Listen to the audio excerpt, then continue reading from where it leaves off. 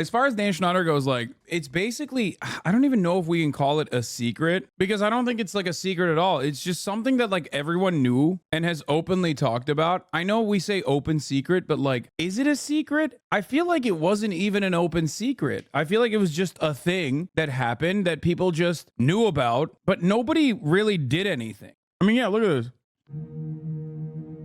Blame It on George made a video 6 years ago with 7.7 million views. Like, this is not a secret. A cover story, a new documentary is shining a light on what was going on behind the scenes at Nickelodeon, home to some of the most popular children's shows in the 90s and early 2000s.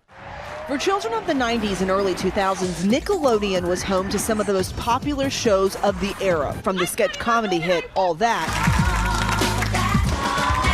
to The Amanda Show.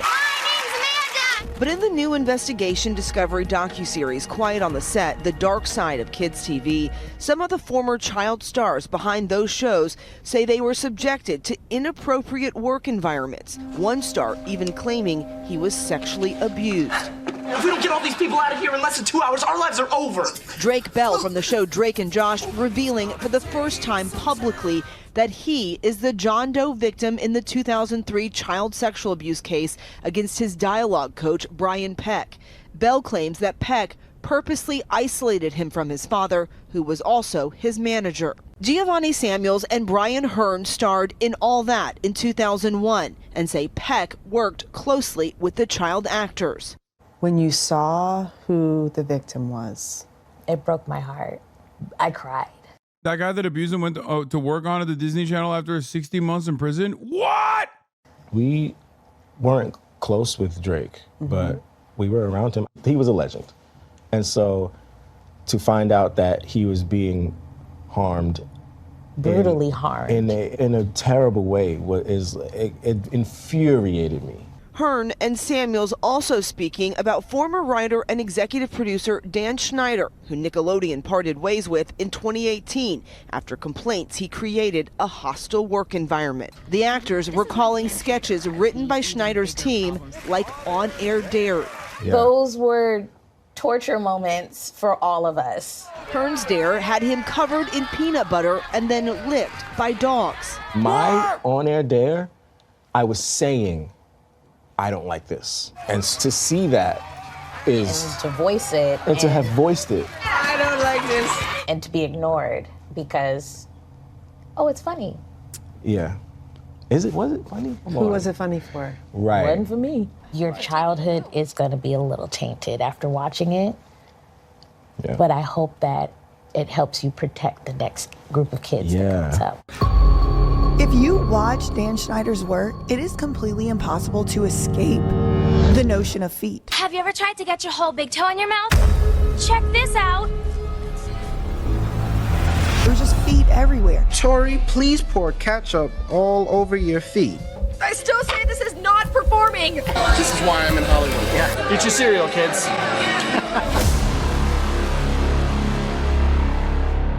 Hey, Dan Schneider, look what you've done to me.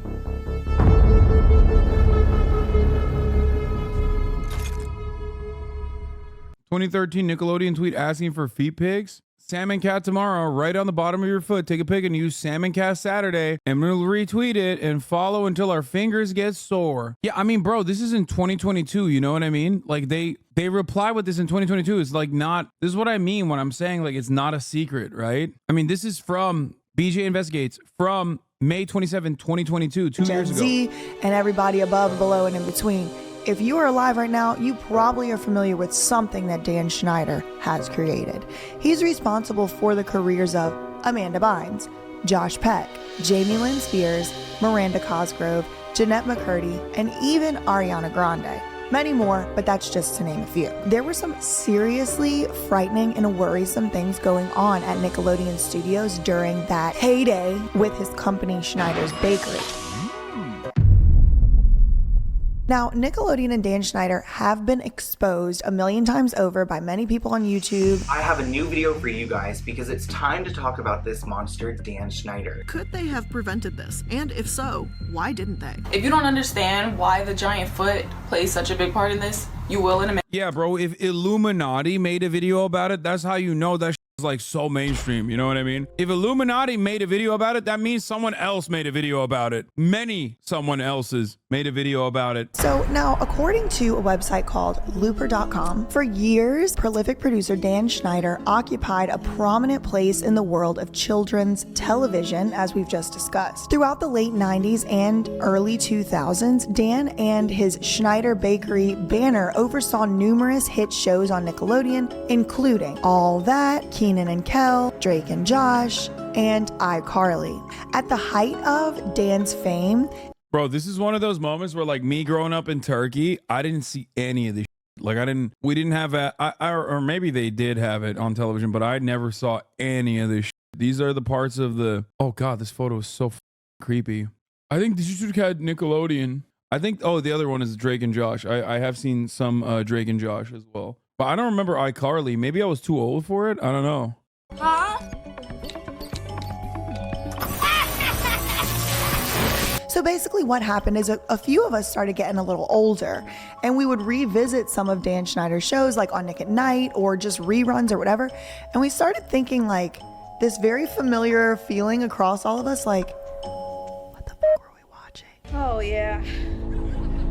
Oh, yeah. iCarly was my demographic. I'm 22 years old. Oh, okay. That makes sense. Yeah, there's the other part. We have translation, dubs, and also licensing rights that made it so that I also watched it late anyway. I probably watched Drake and Josh like after you guys watched it as well. So by that point, I was like not as interested in those shows, I think. Yeah, see? It launched on 2009, April 2007. Chat, I left the country in 2009. You know that, right? You're literally talking about shows that were in my life, or channels that were in my life for 2 years by the time I was already in high school and about to leave the country. As you can see here, 2007 is when we got the Disney Channel and specifically the feet. It is absolutely impossible to escape the concept and image of children's feet. Would you smell my foot and tell me what you think? I dare you to spend one day saying yes, yes. Yeah, I'll smell your foot. Thank you. Ow! It's just feet everywhere, feet all around. I have a weird talent. What's your talent? Okay, I'll show you. Can't believe I'm doing this.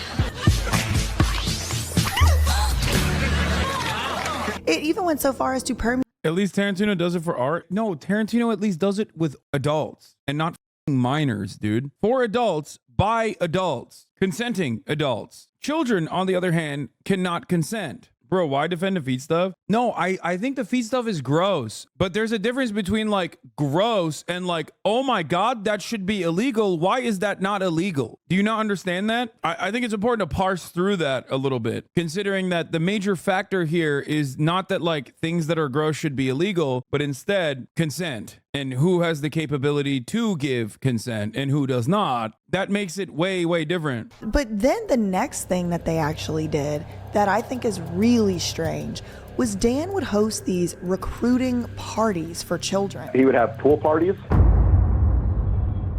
and invite all the kids over and be like, oh, we'll take care of the kids. No adults need to come over. So he was having pool parties with these kids that were on the show without any kind of adult supervision going on. One of my friends that used to work on a couple of the shows they did, I mean, this goes back to the mid-early 90s. And he has a pool that is the shape of a foot. Oh, the foot pool is fake? I don't get why people are into feet. That's weird. I think it's weird too. I don't understand it, but feet are a comedy staple in most kids' entertainment. Weirdly enough, there's this notion that feet are funny to kids. But Dan decided to make this his nom de plume. Oh, it is a real foot pool is a real pool. It's just not his pool.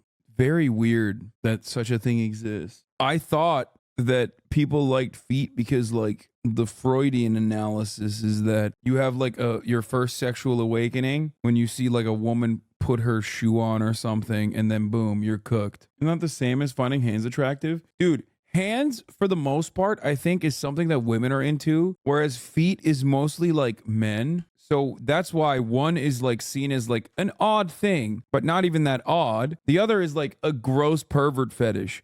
Why? Because when men are into we take it to the next level, dog. We go above and we go beyond. The hand thing, like, yeah, some women are into hands. I don't really understand it, but like, I've never heard somebody get grossed out by like a hand fetish, or even someone referred to hands as a fetish. Partially because women are not as gross as men on average about their sexual desires. Along with the kids in their dressing rooms, without any adult supervision in there either. He was just he's just a sick dude, and people have known about this in the industry for a long time. This isn't anything that's new to people within there, and it's not anything new to Nickelodeon either. I don't know why Nickelodeon continues to put up with this guy. So in 1997, what? I don't know why Nickelodeon continues to put up with this guy. Chat, is this real? Why is he smelling Michelle Obama? Yeah, he would do this pose as a joke. He did it with a lot of people as a trademark meme. Bro, Obama is so clout hungry, he sent his wife to get sniffed by Dan Schneider, dude. My man was destined to be a podcaster from the jump. He was like, I'm gonna get that Netflix deal no matter what. He was doing Illuminati rituals. Okay, this is the one thing that I do believe. Like the whole like humiliation ritual. Now I believe it. Now I believe it. Obama, the celebrity president, he wanted to be famous so bad. It looks like the Spears family is growing again, but this time it's not Britney Spears who's expecting. It's her 16-year-old little sister, Jamie Lynn. Dude, why are they covering this in the most cheery fashion possible? What the f***'s going on? That's insane. Dude, what was going on in America? What the f*** was going on in America? Oh my God, dude. I'm not gonna lie. This is one of those like overcorrective things that Zoomers have done that I'm totally on board with. The whole like age gap discourse, perfectly valid, dude. Because the inverse of it is so invalid and so wrong. Yeah. Woke culture took this away from us. Back in my day, a 16-year-old could be impregnated by an adult potentially. Nickelodeon did put out a carefully worded statement saying, quote, "We respect Jamie Lynn's decision to take responsibility in this sensitive and personal situation. Our primary concern right now is for Jamie Lynn's well-being, not our show, Zoe 101. They were looking just for anything, and then Dan Schneider's next show was iCarly. So they were looking for, extras or possibly like a lead type of role. So, of course, my agent jumped on that opportunity, and we flew out to LA for this audition. And when we got there, it was probably like 200 kids. And then these random agents hand-selected specific kids that they liked or, showed some charisma. And then once about 40 kids were selected, we were then told to take off our shoes and that we were each going to go into a room to show the producer, who is Dan Schneider, the tapes to see who he would want on the show. And of course, he always asked, like, what would you like us to be doing once we're in there? My agent told me, you got to just take off your shoes, just like run around in front of the camera, talk about how much you love being barefoot. And at the time, even, it was like, okay, that's weird, but it didn't think anything of it because I was still young. Then when I saw other kids doing it, like their parents were like, take your shoes off, like we're going in, like this is it, this is your thing. It was all the kids that were wearing like the short shorts, like the, spaghetti strap tank tops, things that were a little more open and less reserved. And then once we got into the last room before my audition happened, my mom kind of looked around and was like, this is wrong. There's just something really wrong about this. And I've never like investigated it further. I just thought that it's like that Dan Schneider was like really into child's feet. March 29th, 2018, Nickelodeon and Schneider's Bakery, which is Dan's company, finally part ways. So I guess like allegations had gotten like so bad or whatever, but actually Jake has gotten me an article that I have not read yet. It's by deadline.com and it's called Nickelodeon Parts Ways with TV series producer Dan Schneider. Exclusive, updated. Nickelodeon has ended its long relationship with one of its most prolific creators. Dan Schneider. Probably for the best, considering the feet thing alone. Here's a quote. Following many conversations together about next directions and future opportunities, Nickelodeon and our longtime creative partner, Dan Schneider, Schneider's Bakery, have agreed to not extend the current deal. Nickelodeon and Schneider said in a joint statement to Deadline the following. Since several Schneider's Bakery... Wait, is that Nickelodeon foot thing real? They had a foot logo? Bro, that shit is so nutty. What the f? Projects are wrapping up, both sides agreed that this is a natural time for Nickelodeon and Schneider's Bakery to pursue other opportunities and projects. This is kind of weird to me considering like he made his whole career on Nickelodeon. Like, I don't know where he thought he was about to go. For years, Schneider had been under a cloud of suspicion over the treatment of some younger stars of his shows. Among the things that have raised eyebrows are his tweeted photos of the toad. None of this content is new. Dan Schneider is not a kid diddler. You can think of them as creepy all you want, but the rumors aren't true. Wait, what? Dan, are you an 11-month subscriber? Dan, you legally have to say it if you are. Of his young female stars. Y'all, one thing I will tell you right now is people will actually pay money to look at your feet. I did not know that. That was news to me, but I will tell you that that is the truth. So he's just putting it all out there on the internet for free, these children's toes. I mean, just weird how like, because you're a director of a show that people play on, that you feel like you have access over that person's body to just be posting pictures of their parts. That is gross and weird. These are children. And who was protecting these children? Their parents were the ones dropping them off at the damn pool party. They had to see these tweets about these feet. If I saw somebody tweeting soliciting pictures of children's feet and they were working with children, I might ask some questions. But these parents... I like the chatter's mentality being like, no, you don't understand. Like, he didn't actually f the kids. Like, he just jerked off to their feet pics. So he's actually not a pedophile. Yeah, he just molested them like a little bit. That like, I assume that's the argument that he's trying to make, right? I'm trying to be as charitable as possible. He's like, dude, no matter how hard you try, Dan is not a pedophile. He's an ephebophile who also did suspiciously hire a bunch of pedophiles. Yeah, technically not even a ephebophile, ephetophile. He would come around video recording like the stars on the set. It's almost like they would go rigid, like Ariana Grande, like, hey, what are you doing here? That was amazing. That was one of the better things I've ever heard. Hey! Hi, what's going on here? Cut out that part. Why are you sitting on the floor of the set? Because we are. They are.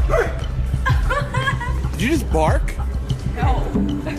No, I did not. Must be the set ghost. Who barked? The set of Ghost Christmas Past. That was really scary. Did you hear that? Yeah. Like, it was very obvious that the kids were uncomfortable. Most people don't give Dan the benefit of the doubt because he's fat and ugly. What the f are you saying, dog? Bro, you have to be baiting, right? This has to be Dan's alt account, right? After the ousting, after the departure of Dan Schneider from Nickelodeon, the New York Times seems to have attempted to actually rehabilitate Dan Schneider's reputation. Schneider's blog and YouTube channel from when he was Nickelodeon's star showrunner captured the way he would interact with the teenage actors and young fans of the show. He posted a video of him spooking the iCarly actress Miranda Cosgrove as she walked into a room. Oh my gosh, that is so mean. But it wasn't that good. I didn't get that scared. You were kind of scared. I was a little scared.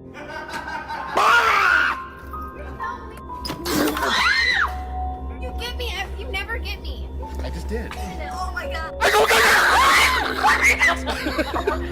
my gosh, that scared me so. But some people who worked on Schneider's shows asked for anonymity. Wait, what the f? Okay, but is that actually Dan Schneider's account in 2021? Jamie Lynn Spears got lucky, to be honest. That whole famous lifestyle. Not true. Zoe 101. In 2021? Wait, who the f is this guy? The use of creepy music is very manipulative. Bro. Because they feared that they would be basically retaliated against by him. She say nice things about me? Because I will tase her if necessary. Uh-oh. I have the taser. We haven't had to use it in a long time. I said lots of nice things. So I said nice things about you. Oh. That's going to get on TV. What? That's going to get on TV.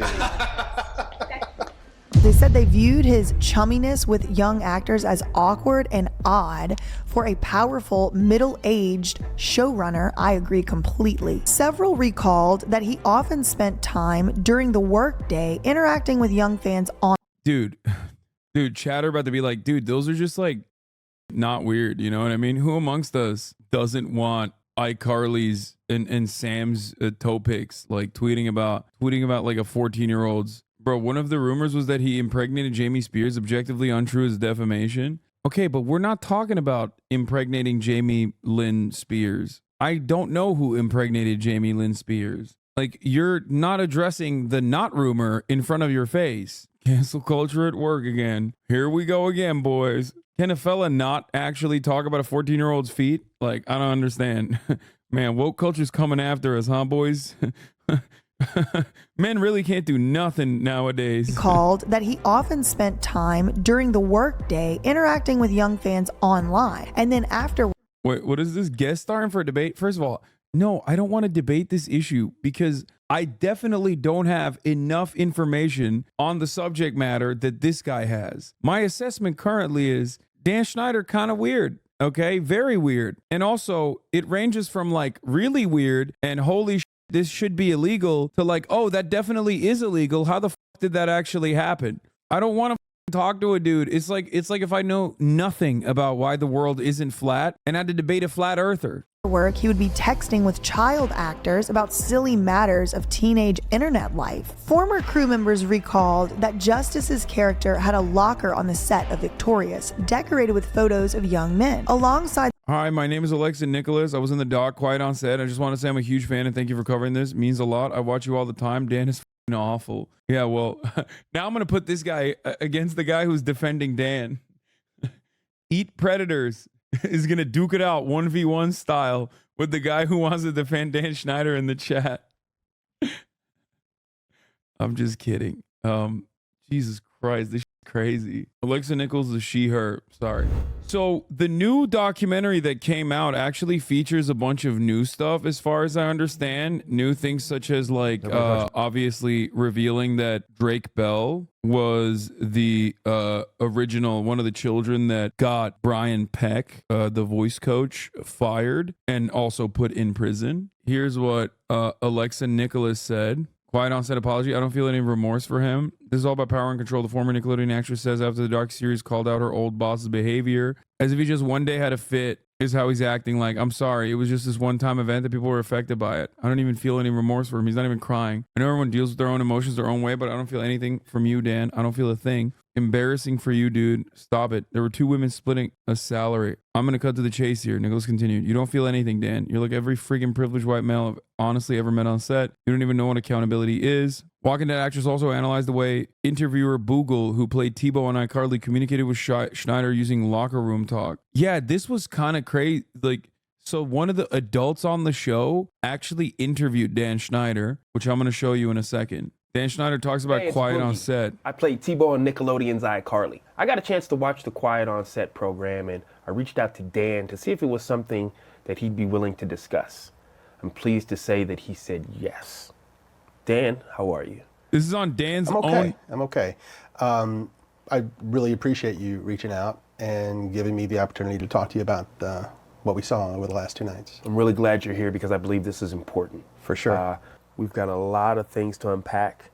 But before I dive into my list of topics that I'd like to discuss, is there anything you'd like to start off with? Absolutely. Watching over the past 2 nights was very difficult.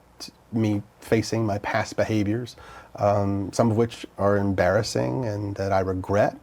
And I definitely owe some people a pretty strong apology. Let's talk about the massages. Okay. Watching the content yesterday, it was disturbing. It was wrong. It was wrong that I ever put anybody in that position. It was the wrong thing to do. I'd never do it today. I'm embarrassed that I did it then. I apologize to anybody that I ever put in that situation. And even additionally, I apologize to the people who were walking around Video Village or wherever they happened, because there were lots of people there who witnessed it who also may have felt uncomfortable. He's like, there's lots of people that I gave massages to. He's such a noble guy. Dude, come on. You're memeing. You're fucking memeing. You're either memeing or you are literally Dan Schneider. Come on, dude. There's no way, dude. Please tell me this is an elaborate top of the hour ad break debate. But like, no, it's not elaborate because he was writing about Dan Schneider and Jamie Lynn Pierce in like 2021. Friend of the show gone way too far. This is crazy. That's crazy, dude. From 2021, he's like, one day I'm going to cook his ass, dude. I'm going to. Okay, I'll shut up and let Dan speak for himself. Bro, are you Dan? Are you Dan? Bro, what is happening? This 12-month subscriber. Bro. Yo, what? Yeah, he said, bro, come on. He's an actual good dude. You have to admit. Come on. He's like, come on, man. Give him a shot. Bro really loves iCarly, dude. He's like, come on. Them an apology as well. Yeah. Dan, talk to me about the writer's room. From what I saw, not cool. No. And I don't mean to cut you off, but if I can cut right to the chase, let me just say, no writer should ever feel uncomfortable in any writer's room, ever, period, the end, no excuses. Most TV writers, comedy writers have been in writers' rooms and they are aware that a lot of times there are inappropriate jokes made and inappropriate topics come up. But the fact that I participated in that, especially when I was leading the room, it embarrasses me. I shouldn't have done it. Yeah, also, as far as I understand, this dude was like one of the adults on his show. So obviously, one, I don't think Dan was into his feet. Seems like he was into children's feet more. And two, he's also kind of, I mean, he's not like as responsible, of course, but he's like a little bit culpable too, considering that he was on set and didn't say anything and didn't do anything. So like, it's more so him covering his own, it seems, than anything else. Like this interview that is also suspiciously posted on Dan Schneider's YouTube page. Do not let the setup fool you. And I can tell you why it hurts really bad for me. I remember very clearly my early experiences, my first experiences in the entertainment business. I was green, I was scared, I was excited. It meant the world to me that I was getting those opportunities. And I went in and I got lucky because they were great. My first couple of experiences were fantastic. And the fact that I didn't pay that forward to every employee that walked through my door, it hurts my heart because I should have. And I wish I could go back and fix that. In the writer's room, dude, wait till Mr. Bonafide turns around and defends Dan Schneider too, because it's like, one, the contrarian position, two, it's a great opportunity to do it's a phoebophilia. There's no doubt that sometimes those jokes went beyond the pale and I said things that went too far or made practical jokes that went too far, and that was wrong. And that was because, I was an inexperienced producer, I was immature, wouldn't happen today, but I'm just really sorry it happened. Yeah. Now, we know you've had a lot of success over 2 decades. Thousands of people have worked with you, for you. Okay. Let's speak directly to the people who did not have a good experience with you. Okay, I would like to speak to those people because I hate that anybody worked for me. It's like, you don't understand. I was a young 40-year-old child. Excuse me. A lot has changed in my life from 40 to 60. I learned a lot. Didn't have a good time. You know me, you've been on my sets. Look, I've had some employees that have worked for me for 10 years, some more than 20 years, who would work with me again, but not everybody. There's still a significant number that didn't have a great time working for me. Favorite animal? Platypus, endangered, 91 left in captivity. Okay, dude. Stop. Chat, stop. Come on, bro. Okay, I don't want to scare away Platypus 91 because I do want to hear more from him because I want to investigate his mind. He's got a lot of very interesting takes. Lamau, that was funny. See, he's a Schneider writer, but also like he's got a good sense of humor, it seems. So my batting average isn't nearly high enough in that area. And the way they wouldn't get the best of me is that I would let the pressure of doing 40 or even more episodes per year, I would let that pressure get to me, which a good boss should never, ever do. Was there specific things that you were doing? Sure. I would snap at people sometimes. I would be snarky when I could have given them a nicer answer. Yeah, bro, this is not about that, man. What's going on here? Talk about the feet, big dog, and the hiring of files. Hello? It's like, yeah, sometimes I had a bad day. Honestly, sometimes, listen, at the Crafts Food Services table, they had the white cheddar cheese, and I loved the white cheddar cheeses. So as soon as I would come on set first in the morning, I would just grab all the white cheddar cheeses and I would stuff them in my pants. And I didn't let anybody else have the white cheddar cheeses. And that's kind of up. It's like, no, that's not the point here. Stop talking about sometimes having an off day. Hello? Bro, they made the Nickelodeon logo a foot. You've written hundreds of episodes. Thousands of jokes have been told. Yeah. But currently where we are, some people think that some of those jokes are inappropriate for children. What do you think of that? Wokeness is dead. Have you seen Sydney Sweeney's tits? We're back on the jokes. The jokes are good now. Liberals could not erase with their woke culture the jokes mostly about feet. I really love feet. Can't stop thinking about it. Specifically, the moment that someone turns 18, I don't care about their feet anymore. I don't know what's going on. But the feet stuff beforehand, it's just wokeness could not kill the foot jokes. All these jokes that you're speaking of, that the show covered over the past 2 nights, every one of those jokes was written for a kid audience because kids thought they were funny and only funny. Okay? Now we have some adults looking back at them 20 years later through their lens, and they're looking at them and they're saying, oh, I don't think that's appropriate for a kid show. And I have no problem with that. If that's how anyone feels, let's cut those jokes out of the show, just like I would have done 20 years ago or 25 years ago. Wow, he's like, dude, what? You want to cut a couple of the jokes out of the show? Like, look at his reaction. Bro, dude, you are bad at acting, okay? Jesus Christ. No disrespect, but like, you are not a good actor. Oh my God. He's like, wow. I mean, you must be the most gracious man I've ever met in my life. That's what his face is saying. Cut those jokes out of the show, just like I would have done. What? Cut some jokes out of the show? What? Bro. What? 20 years ago or 25 years ago. I cut it. I want my shows to be popular. I want everyone to like. The more people who like the shows, the happier I am. Yeah. So if there's anything in a show that needs to be cut because it's upsetting somebody, let's cut it. So I think it's big for you to say with your work, if it's viewed as that today, you don't have a problem. Cut it. Cut it. I mean, that's a solution. Bro, yeah, this is the Tucker Carlson Vladimir Putin interview for the Vladimir Putin of securing weird feet pics of children, Dan Schneider. And let's talk about some of the things that have just been swirling forever. Okay. You were banned from your set. Never happened. That is a false rumor. What happened? Add it to the list of false rumors. Talk to me. What happened? They were adult actresses at the time, and they had their own specific reasons for not wanting to do the show anymore. I'm not judging that. It got tense, and what they don't know, maybe, is I did everything I could to make that show go away. My producer partner at the time, we would call and say, this is not a good situation. Okay. So I decided I'm going to do what most showrunners do, which is you're not on the set. There's a director there to shoot it. I'll go up to the writer's room. I'll work on the next script. But because everybody was so used to me caring about every detail of every show so much, for me not to be on the set, maybe some people thought I got banned. So it was more of an assumption because...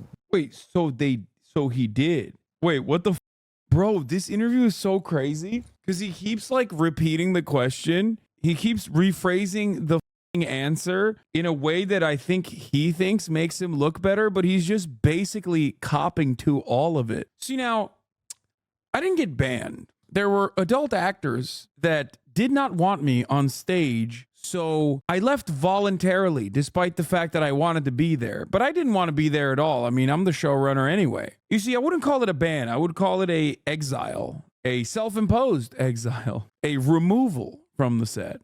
This guy's usually here, and now he's not.